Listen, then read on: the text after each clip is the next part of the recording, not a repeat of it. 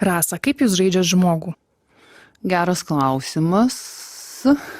Pirmoji mintis, kuri ateina, mano vardas užduoda kryptį, kaip aš žaidžiu. Rasa nuo žodžio rastis.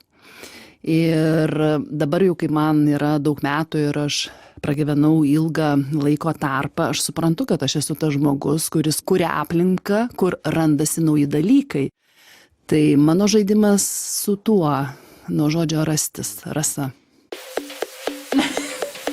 Aš tai gal duodame tautę? Taip, ne? Žaidžiam žmogų. Žaidžiam žmogų.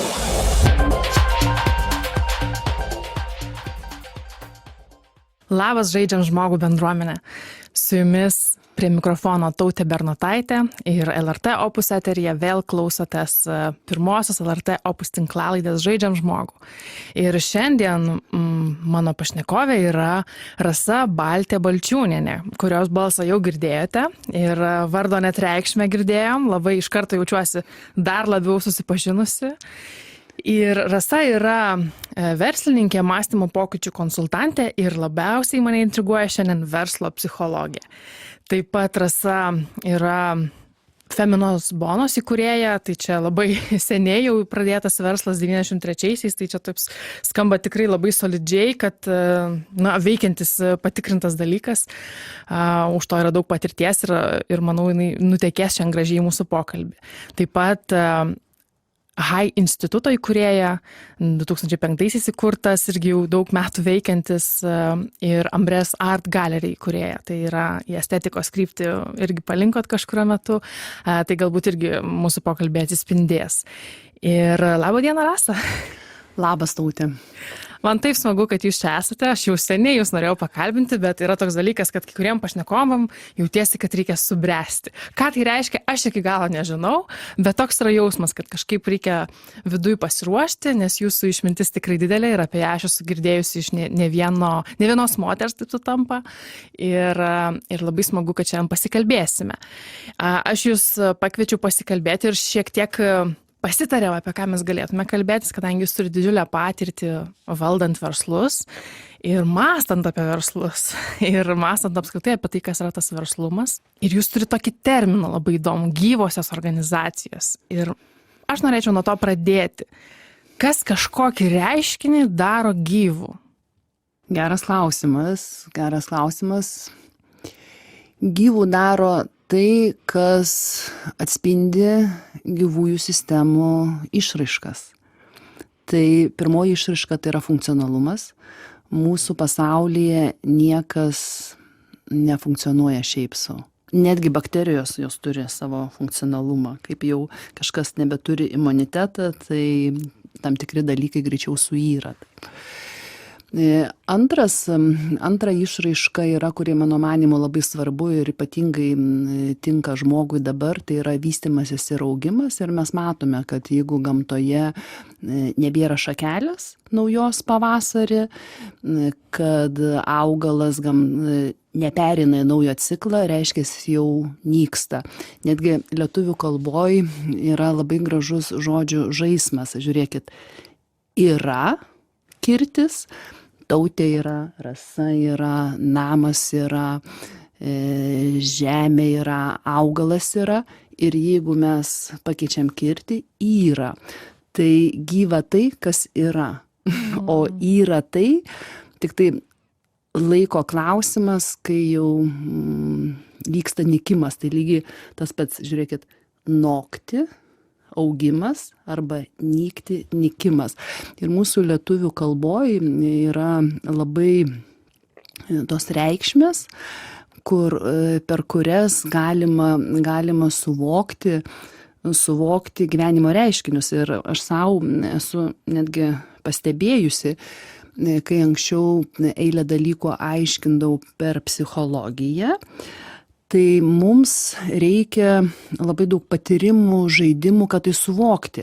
Ir kai pradėjau įpinti tam tikrus lietuviškus žodžius, tai toks jausmas, kad per lietuviškus žodžius atgimsta tam tikra išmintis, kuri gyvena latentiniai tokioj paslėptoj būsenoj.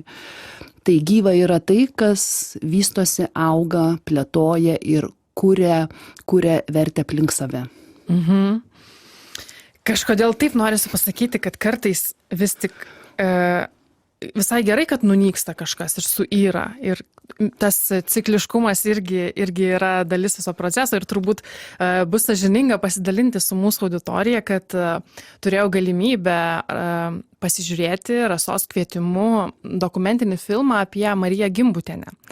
Ir kol kas tas filmas viešai dar nėra prieinamas, tai tiesiog trumpai, kad, žodžiu, ten ir buvo kalbama apie tą cikliškumą ir kad mirtis yra viso proceso dalis. Kažkodėl norėjosi dabar man paminėti. Šalia to gyvumo neįmanoma apie negyvumą nekalbėti. Jo.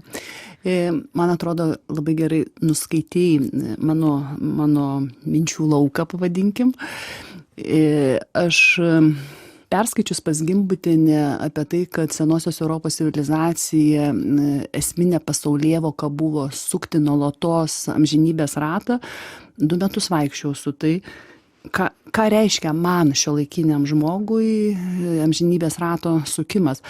Ir dabar atėjo suvokimas, kad viskas yra virsmas ir per virsmas vyksta apykaita, keitimasis ir tas pats gyvybė, augimas. Ir tai, kokią aš sukuriu aplinką, randasi nauja idėja. Kažkas tai tą naują idėją toliau realizuoja, dar vėliau jinai plečiasi ir tokiu būdu vyksta ciklai ir tai ir yra mūsų savotiškas nemirtingumas. Tai, kas randasi per mus, turi tęstinumą. Ir dabar gyvenam tam laikmetį, kur labai viską matuojam trumparegiškai. Ir man atrodo ir ta įtampa, kuri daugelis dabar jaučia, gimsta iš to. O mes dabar esam tam laike, nebegali suprasti, kas bus, bet gali jausti kryptį. Nes kas bebūtų, gyvybės kryptis yra viena. Kad gyvenimo kokybė augtų ir didėtų. Aš labai seniai svajojau užduoti kam nors klausimą ir dabar jaučiu, kad atėjo ta akimirka. Rasa, kas yra verslas? Nutilau. Netikėtas klausimas. Verslas. Šiandien ryte prieš einant į laidą susiradau Algirdo Patacko ir Žarskaus knygą, yra virsmų knyga. Kai kada aš ją pavartau, kai aš noriu suprasti reiškinį, aš stengiuosi žiūrėti pirmapradę žodžio prasmę. Mano psichologija, egzistencinė psichologija, ontopsichologija yra paremta senosios graikų kalbos žodžių prasmėmis. Tik ne visada būna lengva suprasti, nes ta kalba negyvena tavo kūne. O kai nagrinėjai lietuviškus žodžius ir jų prasmę, tau pasidaro aiškiau. Ir šiandien kaip tik dar kartą susiradau žodį verslas ir labai įdomu, kad šaknis yra nuo žodžio virsmas. O virsmas tai yra būtina gyvybės sąlyga, nes per virsmą vyksta apykaita, keitimasis ir verslas tai jo funkcija, jeigu taip žiūrėti iš meta paskirties, tam, kad mes vystytumėsi ir augti. Ir kiekvienas verslas, jisai pasirenka savo kontekstą. Versle labai gerai susijungia paklausa ir poreikis. Ir verslininkas yra tas, kuris jaučia, kuriam kontekste susijungia verslas ir poreikis. Ir tada ten prasideda apykaita.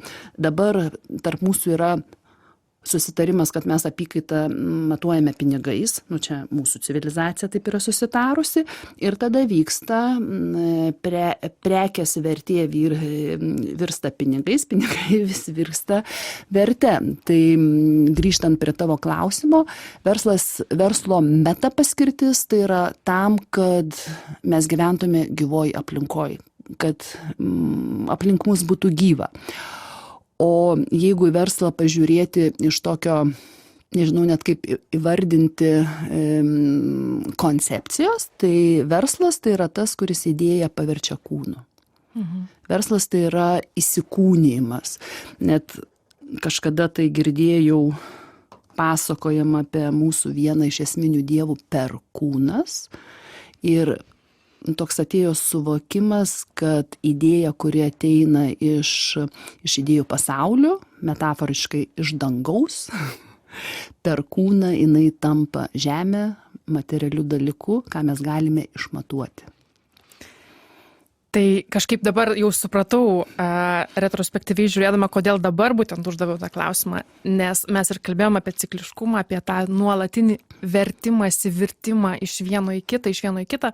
Ir kažkaip norisi man įgarsinti tokią mintį, kad turbūt ne visi galbūt, bet aš tikrai žinau, kad dalis manęs paveikta aplinkos turėjo tokį galbūt šiek tiek toksišką įsitikinimą apie kas yra verslas, nes yra, kai dabar kažkaip ir daug apie pinigus ten kalbama visokiuose augimo ratuose ir mokoma nebijoti pinigų, nes apie pinigus kalbama kaip apie blogį, yra tokia, vat irgi, žodžiu, toks laukas. Tai apie verslą irgi, kad verslininkai yra tokie, nežinau, blogi, ten, nežinau, pasipelnyti nori ar panašiai. Ir šalia, ačiū, nežinau kam, kažkokiam Perkūnui, kad turiu ir tą suvokimą ir būtent šiandien turbūt ir su jumis apie tai kalbu, kad verslininkai kaip tik yra žmonės, kurie labai gyvai jaučia pasaulį, gyvai jaučia sistemas, gyvai jaučia žmonės ir jūs labai gražiai ir pasakėt poreikius. Tai čia yra šiaip tai nuostabi savybė ir man atrodo geras verslas ir geras verslo žmogus yra labai gyvas žmogus dėl to, kad jis turi nuolat jausti. Tai kažkaip noriu paleisti dabar tą toksišką kažkokį tai įsitikinimą ir šiandien ir su klausytojų auditorija pasidalinti, kad verslas yra labai reikalinga visuomenės. Aš dar noriu sureaguoti toj vietoj ir noriu sureaguoti per keletą perspektyvų. Tai viena perspektyva, aš esu iš tos kartos, kai mes pradėjome kažką daryti, niekas nežinojom, kad būsim verslininkais. Tiesiog nebuvo mentalinės konstrukcijos, kas tai yra verslas, kas tai yra komercija, vartojimas. Tiesiog atsivėrė naujas kontekstas ir jeigu jūs paklaustumėt žmonių mano amžiaus, kurie yra verslininkai, ar jie svajojo būti verslininkais, ar jie galvojo kada nors būti verslininkais, visi atsakys, ne. Tiesiog tu darai, kas tau buvo įdomu, kas darėsi, ir po 10 metų supratai, kad tave visuomenė vardino verslininku. Tai ir va čia tas yra labai svarbus dalykas, tie žmonės, kurie yra verslininkai iš pašaukimo ir kaip tu sakai, jeigu mes savo profesijoje esame iš pašaukimo, tai mes šalia mentalinių konstrukcijų įvairių kultūrinių vertybių, mes įjungiam savo kūną, pajautą ir tada mes savo srityje esam geriausi, kur mes apsibrėžiam aplinką, kurioje veikiam. Ir tie verslininkai, kurie yra iš pašaukimo, jie niekada negalvoja, kad jie verslininkai, jiems niekada nėra pirmo vietoje pinigai. Jiems yra žaidimas, jie žaidžia žmogų kaip verslininką ir tai yra žaidimas. Ir dabar kaip dažnai pradedi girdėti, kaip jau mes dabar žinom, kas tai yra verslininkas, ir mes matom išraiškas pinigų fone, tai tada formuojasi kita mentalinė konstrukcija, kad aš noriu būti verslininku, nes užsidirbsiu pinigų. Ir dažniausiai tai nėra žmogus iš pašaukimo.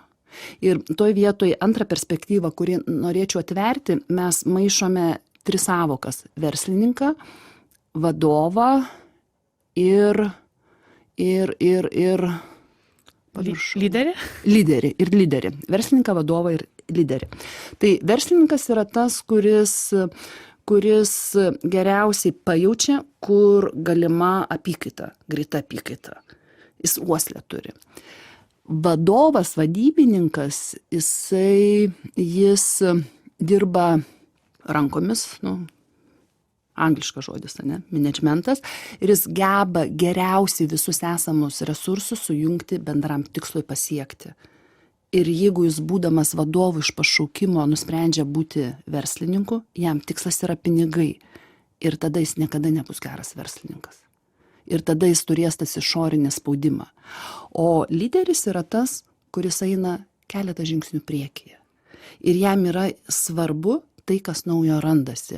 Ir per lyderius evoliucionuoja visuomenė, didėja kokybė. Ir čia yra labai graži sinergija. Lyderis pramina naują kelią, ir ten būna pinigų, nebūna pinigų, kaip jau ten pavyksta. Verslininkas tada užuodžia, kad jau čia formuojasi nauji kultūriniai kodai, kultūrinės vertybės ir jau čia paleidžia organizavimą ir vadovas tada efektyviausiu būdu tai realizuoja. Tai, man atrodo, yra labai svarbu nemaišyti tas savokas ir blogas atgarsis apie verslininkus kyla iš to, kad mes tikslu vadiname pinigai. Ne, pas verslininką yra žaidimas gyvenimo. Ir anksčiau, ir kai jūs pradėjote savo verslą, dar galbūt nežinodama ir taip neįvardydama, buvo įprasta, kad organizacijos veikia didelės, nežinau, dabar mes ir turim tą žodį ir korporacijos, ir, žodžiu, didelės sistemos. Dažniausiai būdavo žmogus eina dirbti į kažkokią didelę sistemą. Ir dabar atsiranda toks kažkoks, kurį jau laiką lūžis pokytis, kad žmogus kartais labai panori atitrūkti nuo sistemos ir net kažkokia gal prieš atsiranda tose korporacijose, nedirbkite, darykite savo. Ir žmogus nori dirbti vienas. Irgi yra toks terminas solopreneriai ir aš va šiandien ir lenkiu link to ir man labai įdomu yra jūsų ir man labai yra įdomu jūsų pajautos šitoj temoj kaip žmogaus, kuris labai, aš įsivaizduoju, kad jūs susidurėt su daugiausia žmonėmis, kurie didelės sistemas valdo. Čia taip aš įsivaizduoju, gal jūs patikslinsit.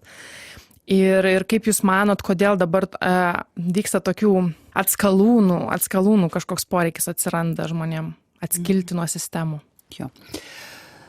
Tai vienas iš atsakymų, kuris galėtų būti, dabar labai stipriai keičiasi kultūriniai kodai, kultūriniai įsivaizdavimai apie tai, ką reiškia būti sėkmingu. Anksčiau, kai mes atėjome į sistemas iš tam tikros kultūrinės terpės, svarbu gavai darbą ir nesvarbu, kaip tu jautiesi. Dabar žmonės pradeda suvokti ypatingai dabar paskutiniu metu, kai nebegali turėti tolimos perspektyvos ir suvokti, kad susikūrė gerovė ir jinai nebesikeis. Mes matėm pandemiją, karus ir aplinkui, kas čia vyksta. Tai žmogus į pirmą vietą pradeda pastatyti, kaip jisai jaučiasi ir ar jis jaučia pasitenkinimo. Ir už tuo dažniausiai slypi prasmė. Žmogus pradeda savęs klausti, ką man to reikia, ar tai, ką aš darau, turi prasmę ilgalaikiai perspektyvoj.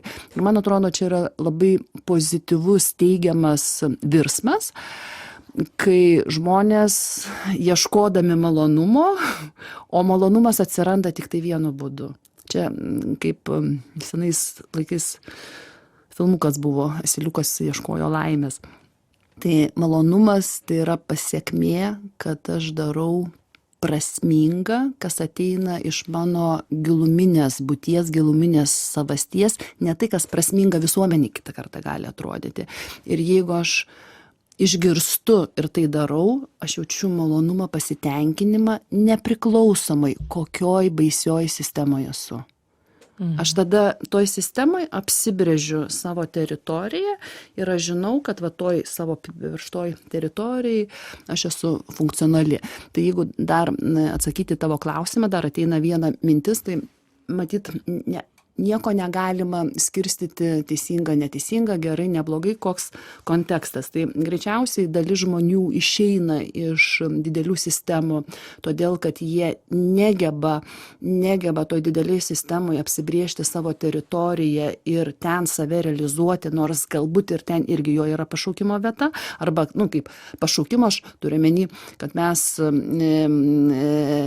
mes įgytume aukšto lygio profesionalumą, sistemą mes turime treniruotis. Taip, tai gali būti ta vieta didelė sistema, kur aš galiu treniruotis, bet kadangi aš negebu ten būti suaugusiu žmogum, apsibriežti savo įtakas zoną ir aš ten blogai jaučiuosi, nes aš įkrentu pastoviai vaikiškas būsenas, aš priimu sprendimą išeiti.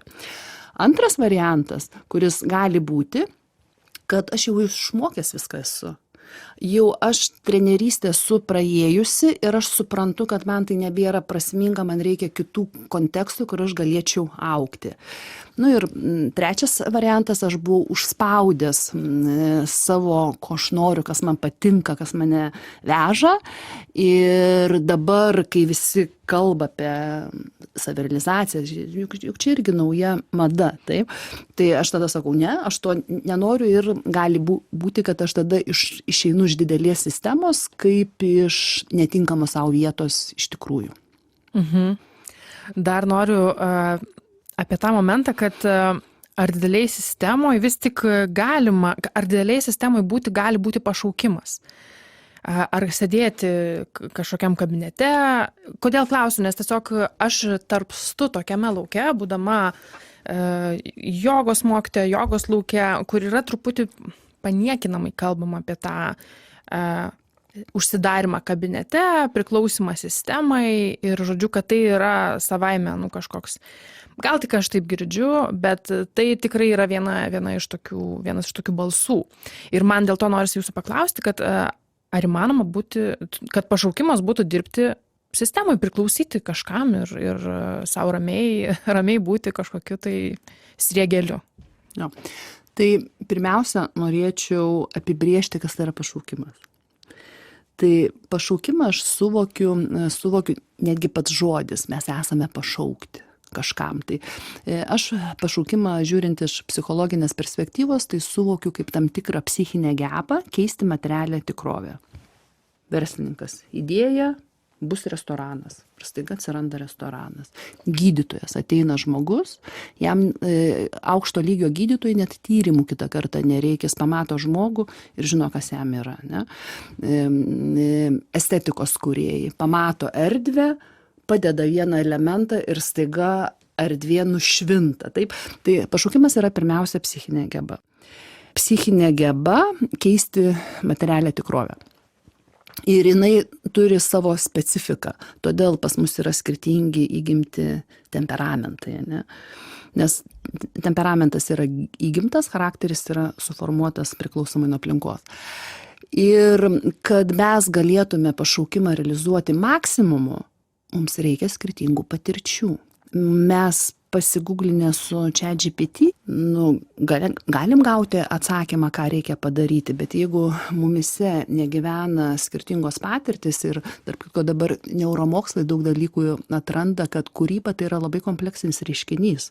Ta prasme, kaip mes matome labai stiprią išraišką, tai nėra kelių metų rezultatas, tai yra 20 metų rezultatas, kai žmogus skirtingose vietose kaupia patirtį ir po to jam pavyko atsipalaiduoti nuo išorės stereotipų ir per jį radosi kažkas tai naujo, nes kurti, tai reiškia atnešti kontekstą kažką tai naujo.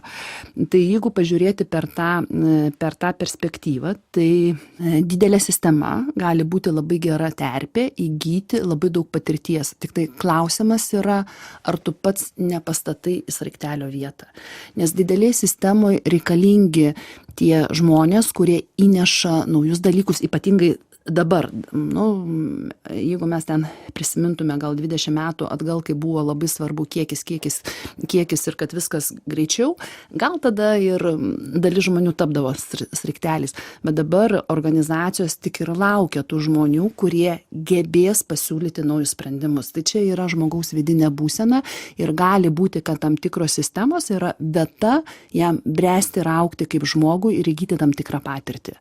Bet gali būti, kad jis į tą sistemą patenka dėl tam tikro įsivaizdavimo, kokis dabar bus kietas, nes bus toj sistemoje. Tai vėl viskas gyvenime priklauso nuo konteksto. Ir dar labai sudomino, kad jūs paminėjot, kad dideliai sistemoje labai dažnai įkrenti į vaikišką būseną. Tarsi tie vadovai yra tėvai, ten, nežinau, su broliais seserim susipykai ar ne, ir toks esi na, žodžiu, mažas, kaip čia, begalių vaikas, kažkoks bejėgis, galbūt besijaučiantis. Ir tas noras galbūt kurti savo verslą, tai kažkoks čia liktai irgi simboliškai ar paauglystės etapas gali būti, ar ne, atsiskirti nuo tėvų, atsiskirti nuo sistemos. Ir nežinau, čia kažkoks ir sūnaus atskalūno ateina mitas ir panašiai. Ar skamba kažkas, ką aš sakau, kad čia gali būti? Jo. Skamba ir... Jo, tai kažkaip irgi, vat, aš kadangi tiesiog, kodėl taip čia, man iš tikrųjų labai svarbi šita laida ir labai kažkaip gyvai jaučiuosi ir man taip įdomu asmeniškai, nes pati tyrinėju savyje šitus dalykus ir pastebiu, kad irgi, kai išėjau iš agentūros, iš įmonės dirbti, tegul ir netokios didžiulės, bet vis tik tai sistemos, tai taip ir jaučiausi, kad aš maištauju, kad aš čia noriu pati, iš tikrųjų pajaučiau, kad, nes iš tikrųjų tada turi prisimti atsakomybę, tokį vieną iš suaugusio žmogaus bruožų. Bet po to atsiranda toks dalykas, kad tos atsakomybės tiek daug, kad labai jau ir gali pavargti. Ir tas atsiskyrimas po to tik tai išryškėja labiau jo tokie realistiniai bruožai, nes iš pradžių atrodo tik tai laisvė, tik tai, žodžiu, laukai laisvės. O po to pradeda iškėti, kad tu tada savyje turi sukurti sistemą ir organizaciją, tu turi savyje suformuoti vadovę, turi savyje suformuoti vadybininkę tokią laiko kažkokią planuotoją, turi savyje suformuoti buhalterę, savyje suformuoti antstolę, jeigu ten, tarkim, nemoka pinigų klientai laiku, turi savyje, žodžiu, subrandinti, galų gale valytoja, šlavėja, visas tas sistemos dalis turi savyje subrandinti ir truputį vienam žmogui atrodo, kad gali būti ir daugoka, jeigu, tarkim, apie soloprenerystę kalbant. Ir kaip jūs manot, kaip tokiam, tikrai mūsų laidos klausosi žmonės, kurie patys vieni kuria ir savo, viską kuria patys tik savom rankom, kaip jūs manot, ką būtų galima iš jūsų didelės patirties dirbant su vadovais, su organizacijų vadovais, patarti, kaip būti žmogumi organizacija? Žmogumi organizacija. Geras įvardinimas, įdomus įvardinimas. Mes kalbėjom, kad mes truputėlį apie tai kalbėsim ir aš šiandien rytą atsikėlus galvoju žmogus organizacija. Ir man atėjo mintis, kad organizacija tai yra kaip ir verslas, idėjos pavertimas kūnu, taip. Organas, idėjas pavirtimo kūnas. Ir man atėjo šiandien ryte mintis, kad iš kur tas poreikis yra soloprenerystės. Manau, kad vienas iš aspektų yra, irgi nelietuviškas žodis aspektų, veiksnių, vienas iš veiksnių. Stengiuosi savo kalboje išrankioti svetimybės. Vienas iš veiksnių yra, kad mes dabar gyvenam aplinkoj, kuri labai spaudžia ir labai išorinis spaudimas, kas yra teisinga, kaip reikia rinktis, ką tu darai negerai, yra toks didelis, kad labai didėja laisvo laiko kultūros svarba. Iki apšvietos amžiaus Europoje nuo Aristotelio laikų buvo laisvo laiko kultūra, kai žmogus savo gyvenimą dalindavo į dvi dalis. Tai yra išoriniai įsipareigojimai ir mano vidinis gyvenimas, mano visos veiklos, kurie mane stiprina iš vidaus kaip individą, ne kaip sociumo veikėją. Ir laisvo laiko metu žmogus šviesdavosi, įdomius darbus darydavo. Ir man atrodo, kad dabar dalis žmonių renkasi soloprenerystės kaip laisvo laiko kultūros dalį, nes per tai jie jaučiasi žmogumi ir jie turi laisvę daryti kaip nori, ką nori. Nes jeigu tu pradedi kurti verslą kaip struktūrą, iš karto įsijungia visi veiksniai, kurie sako, koks turi būti geras verslas. Ir čia, mano manymu, žmogus labai turi savyje atskirti. Tai vis dėlto jis yra verslininkas, kur jam labai įdomu dinamika, kaip viskas darosi ir kad tai plėstųsi, kad tai augtų. Ir tame eina energija ir jis jaučia malonumą. Jis net klausimą neužduoda jam, tai patinka, nepatinka, jis tiesiog tame yra.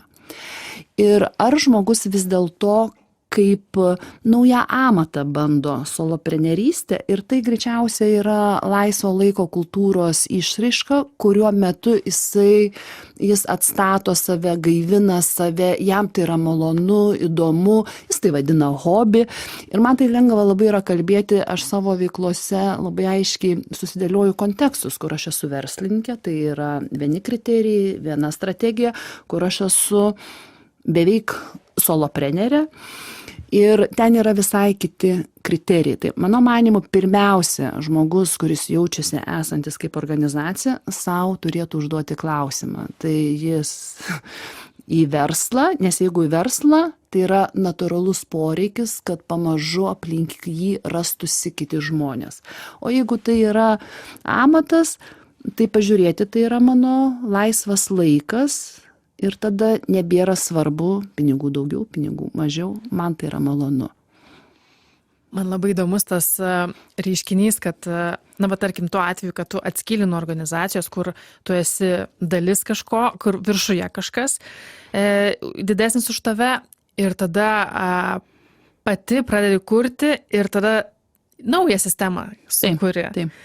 Ir toks tarsi maištas prieš sistemą, tik tam, kad vėliau pati sukurtum sistemą. Taip. Ir man tada atrodo, kad iš tikrųjų pabėgti nuo sistemos neįmanoma kažkuria prasme. Reikia suvokti, kaip mes sąveikaujam. Mes sąveikaujam per sistemas. Ir klausimas yra, kiek aš atskiriu, kas yra sistema, o kas yra gyva. Gyvos sistemos jos negali būti. Sistemoje gali būti gyvastis, nes sistema yra kaip tam tikras mechanizmas, kurios tikslas yra vienas, kad tai būtų kiekybė, pasikartojinumas ir augtų ir plėstųsi. Gyva yra tai, kas randasi naujo, kas vystosi. Tai negalima tų dalykų sumaišyti. Labai yra svarbu sinergija, kad sistema plėtotų tai, kas yra gyva. O pati sistema niekada negali būti gyva. Čia kaip ir mes apie dirbtiną intelektą kalbam. Mašina nelygų žmogui. Ir pats klausimas, kad mašina konkuruoja su žmogumi, jis yra keistas. Ar aš galiu konkuruoti su kalkuliatoriumi? Ir kam? Ir klausimas yra ne tame, nes žmogaus prigimtinė savybė yra nuolatinis vystymasis ir kokybės didinimas. Mašinos pagrindinė savybė tai yra pasikartojamumas ir kiekybės didinimas greičio. Išgirdau tokią savo paralelę, susidėliojau sistema kaip rutina, kur tau nebereikia tiek sprendimų priimti. Ir kažkuria prasme tu gali tame pailsėti, nes kai viskas labai gyva, tai kiekvieną akimirką turi priimti sprendimą, į kurią pusę dėti koją. Ir ten gali suklysti, ir tai yra natūralu. Ir man dabar ateina mintis, apie ką aš anksčiau galvodavau, pas mane buvo periodas, čia turbūt kaip mes kiekvienas vystimosi tas sistema, blogai, taip toliau. Ir aš pradėjau galvoti, sistema jaunam žmogui yra labai gera mokykla. Jis ateina į tą sistemą ir ką jis pirmiausia joje išmoksta daryti, viską greitai. Ir po to, kai jis išmoksta daryti greitai, jis gali pereiti į kitokią kūrybą. Tai aš manau, kad yra klausimas apie tai, kaip tu atrandi sistemui savo vietą. Ir man dar pastaruoju metu vienas kirba klausimas. Kažkada tai prieš 10 metų aš kai organizacijom darau ateities paieškos strateginės sesijas, ten išryškėja ir pasimato tokie įdomus vaizdiniai. Ir kažkada tai prieš 10 metų keliose organizacijose pasimatė vaizdiniai, kad organizacijos vienas iš naujų modelių, kuris gali rastis, kad tai tampa organizacijos kaip mokyklos, kaip universiteto fakultetai pavadinkim. Ir tada man ta mintis atrodė visiškai nelogiška. Galvoju, kaip čia dabargi verslas gamina produktą, čia esminis yra vertė. Bet dabar, kaip matosi, kad dirbtinas intelektas pakeis daug pasikartojimo dalykų, o kur jaunas žmogus mokysis? Ar tik nebus?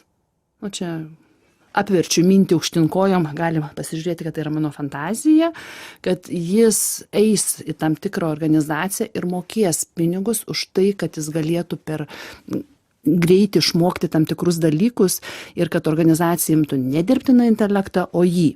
Čia toks naujas toks atšvaistas. Įdomu, kad noras tarsi, kad nedingtų tas mašiniškumas iš žmogaus kažkaip rankų. Kažkuria prasme, labai įdomu. Ir jūs dažnai kalbate apie ateitį ir ateities pajautą ir kodėl jums svarbu kalbėti apie ateitį?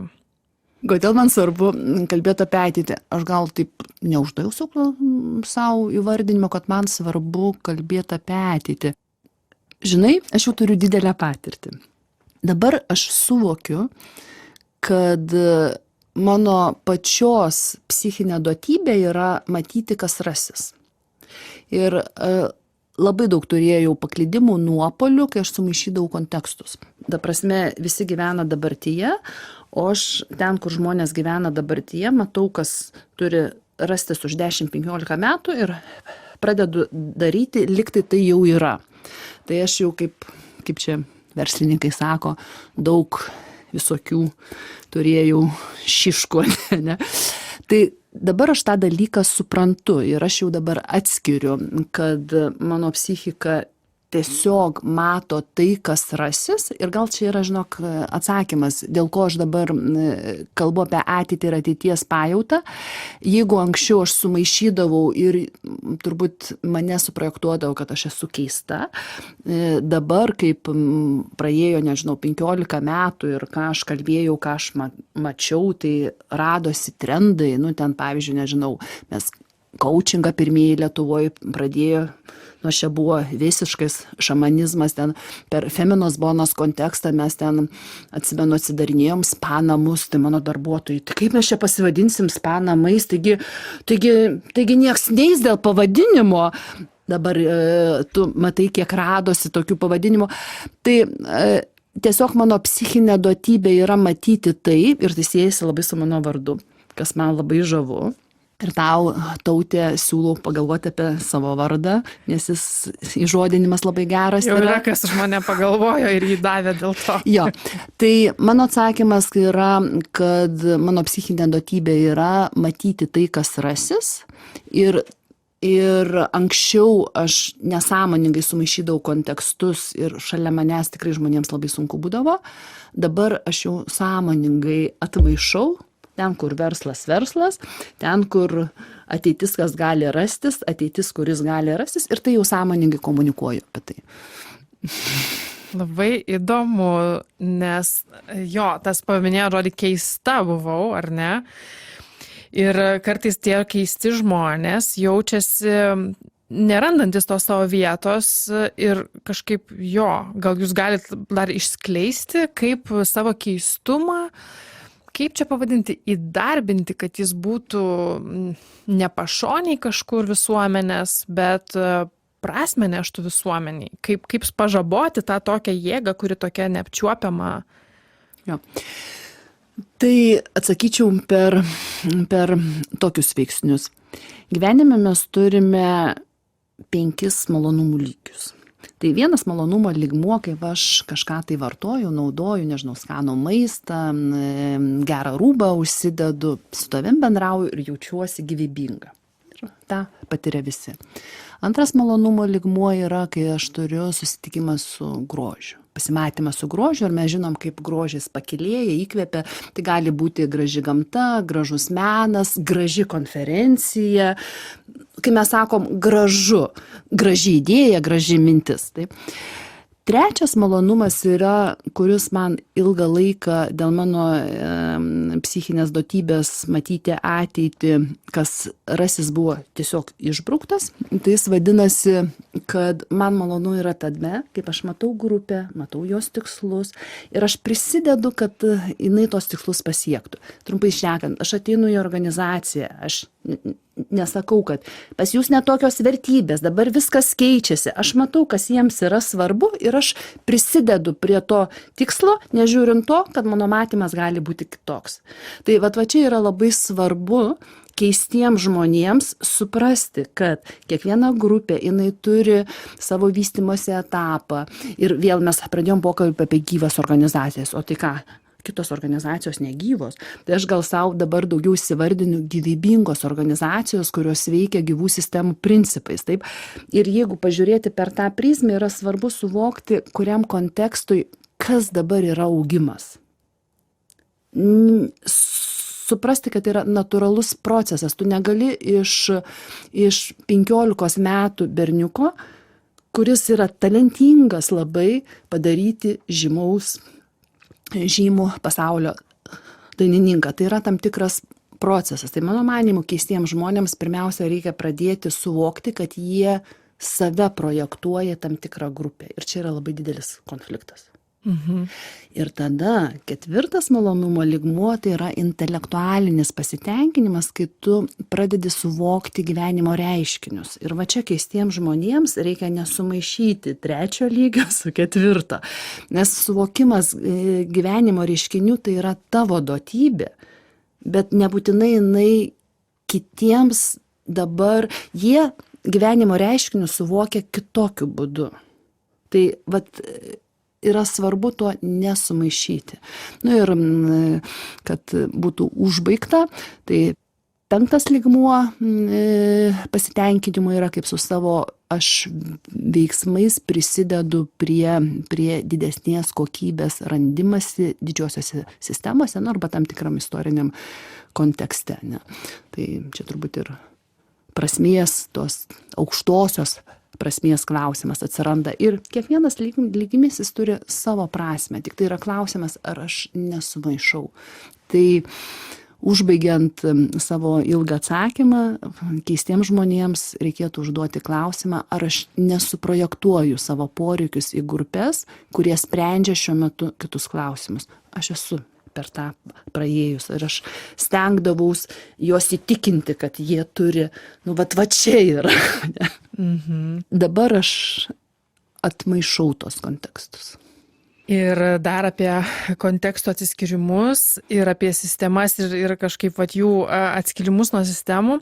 Dar noriu įvesti vieną tokį, nežinau, terminą neišeina sakyti, bet, žodžiu, moteris ir mes irgi žiūrėdamos Gimbutienės ar ne, dokumentiką apie Gimbutienę irgi buvo tema, irgi kažkoks moteriškas buvimas tam pasauly, kažkas, aišku, galbūt iš viso nori paneigti moteriškumą, vyriškumą, tik tai apie žmogiškumą kalbėti, bet aš dabar kalbu apie moteriškumą kaip apie ir moterim ir vyram būdingą kokybę.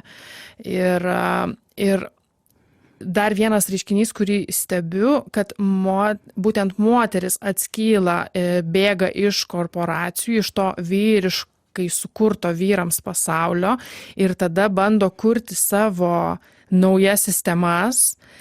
Ir kalbu kaip irgi iš jogos lauko, dvasingumo lauko ir kūno kulto lauko tam tikrą prasme, nes stebiu reiškinį, kad kai moteris atskyla nuo vyriškosios tos sistemos, jos labai dažnai, tikrai ne visada, čia gal vėlgi mano susiaurintas kažkoks, bet yra tas reiškinys, manau, jos per savo kūną kuria save ir įsteigia. Tai yra tampa jogos mokytojom, tampa pilateso treneriam, tampa coacheriam, kurios irgi labai svarbu vizualinis kažkoks ir kūniškasis tas pateikimas.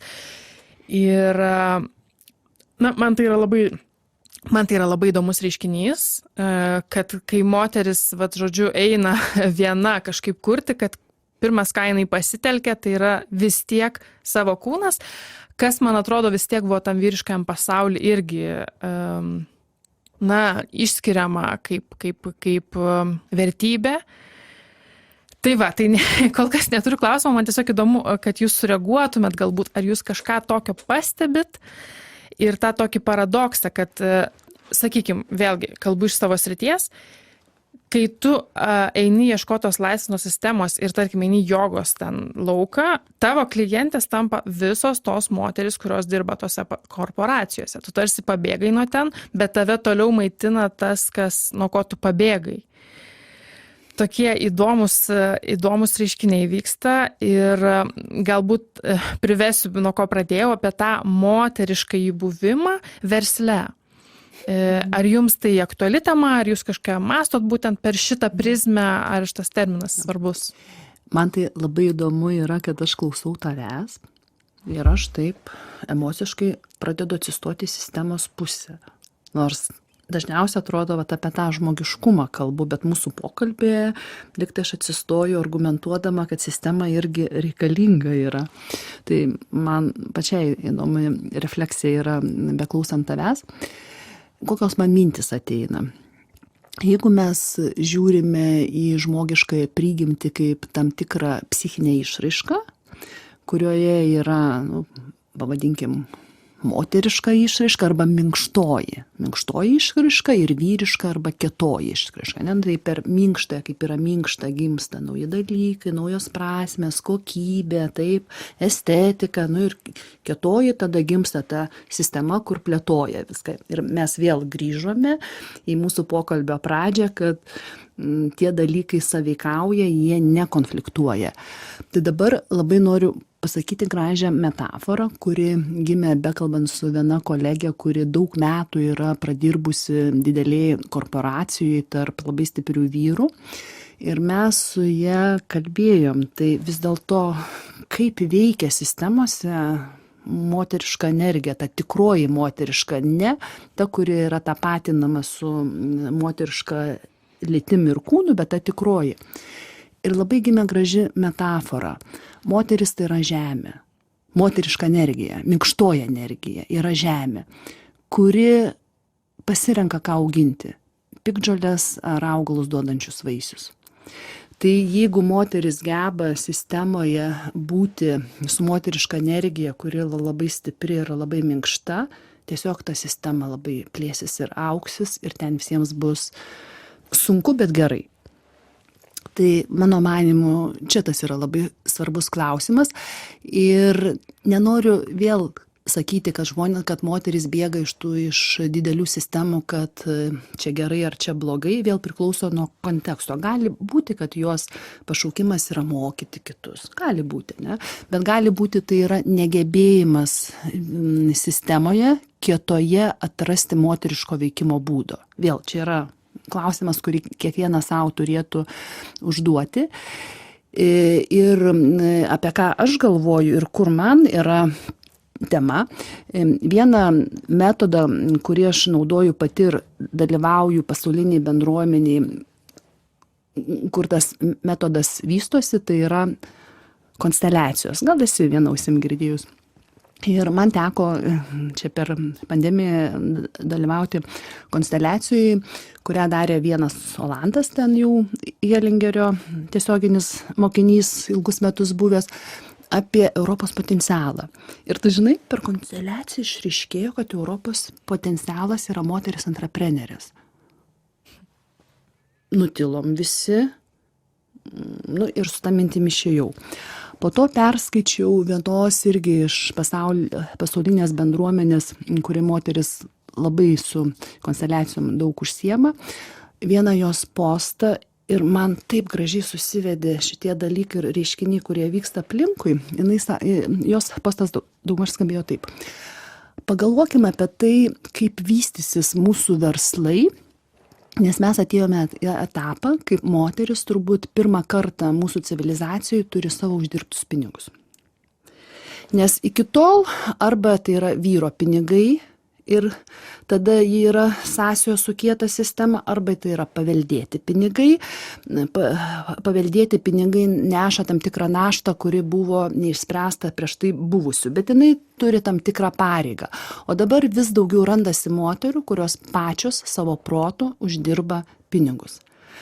Ir tada mes galime atsiremti tyrimus, kurie sako, ten, kur moteris vadovauja ir moteris yra savininkos, organizaciniai verslai daugiau yra nukreipti į kokybę, į prasmes, o ne į kiekybę, ir ten nėra tos aštrios vyriškos konkurencijos. Ir tada tuos visus taškus suvedame bendrą visumą, informaciją, kad potencialas yra moteris entreprenerės, kad moteris, kai pačios užsidirba, toks įsireiškimas buvo švarius pinigus, jos pinigai, ne kieno, vat jos, jinai yra autonomiška, jinai niekam už tos pinigus nepriklauso. Tyrimai rodo, kad moteris orientuota į kokybę ir procesai, kurie vyksta, kad randasi labai daug moterų soloprenerių. Nežinau, kur tas nuves, bet man atrodo, nežiūrint to, kad aplinkui dabar žiauriai viskas atrodo, man atrodo, jau yra labai daug daigų, kad mes perinam į kitokį tą gamtišką, ciklišką pasaulį, kuris veikia gyvų sistemų principais. Ir tie faktoriai, veiksniai, atsiprašau, kurie buvo įvardinti, man atrodo, yra apie tai. Vėl prie tos priėjom, kad mirtis ir gyvybė visą laiką šalia, ir tiesiog pati bandydama save guosti ir matydama šitus reiškinius, tą savo primenu, kad visada, ir kai labai daug mirties, turi būti šalia labai daug gyvybės. Kažkokią formą atsiras labai daug gyvybės. Taip tikiu. Jau randasi. Labai ačiū, Rasa, labai ačiū, kad pasidalinot su mūsų Žaidžiam žmogų auditorija savo įžvalgomis, savo mintimis. Labai smagu buvo su jumis kalbėtis. Ačiū.